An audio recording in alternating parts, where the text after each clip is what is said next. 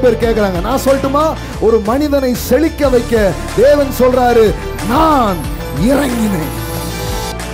நீங்க கஷ்டப்பட்டு ஏறிவான்னு சொல்லல. அவர் சொல்றாரு, உன்னை கொண்டு போறதுக்கு நான் இறங்கி வந்திருக்கேன்.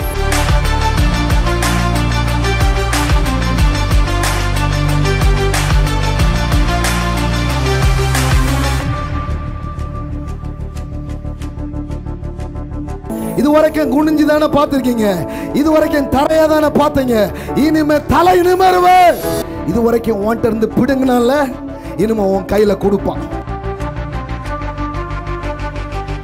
உங்க தேவன் யாருங்க? அதான் உங்க வாழ்க்கையாக.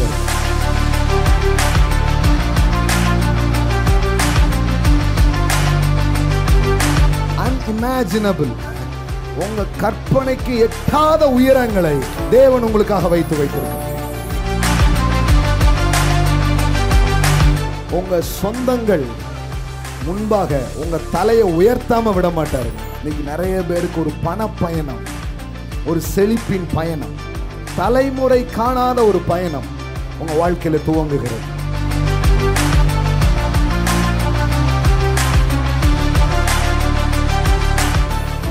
நீங்க உங்க மனசை தயார்படுத்திக்கிட்டீங்கன்னா, நீங்க கடவுளுடைய நோக்கங்களுக்காக வாழ உங்க உள்ளத்தை திருப்புவீங்கன்னா, நான் சொல்றேன் எல்லாம் உங்க பக்கமா திரும்பும் என்று சொல்லுங்க.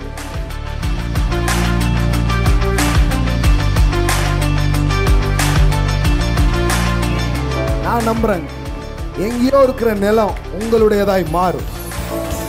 ஆமென். எங்கேயோ இருக்கிற பணம் உங்களுடையதாய் மாறும். எங்கேயோ இருக்கிற வியாபாரம் உங்கள் வியாபாரமாய் மாறும்.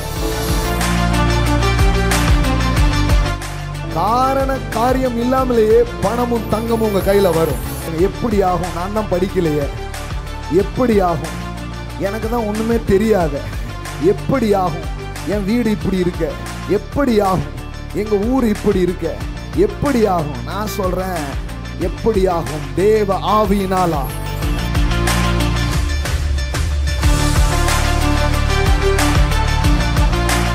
கடவுள் உங்களுக்காக இறங்கும் போது, அவர் தயவு இறங்கும் பொழுது, ஆமென், மிரட்டினவன் மிரளுவான், அதட்டுனவன் அடங்கி போவான்.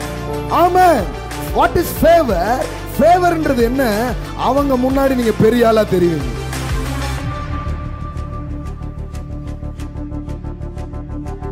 இதுவரைக்கும் நீங்க ஒரு வழி யோசித்தீங்கன்னா, நான் சொல்றேன் கோடி வழிகள் இருக்கிறது உங்கள் கைகளிலே. ஜனங்களை, பணங்களை, பதவிகளை, நன்மைகளை, ஆசீர்வாதங்களை தேவன் கொண்டு வந்து சேர்ப்பதற்கு எதையும் அவர் பயன்படுத்துவார்.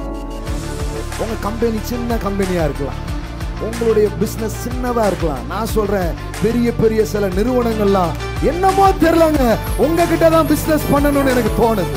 அவனுக்கு மண்ட குழம்புற மாதிரி உங்களை ஆசீர்வதிக்க போறான்.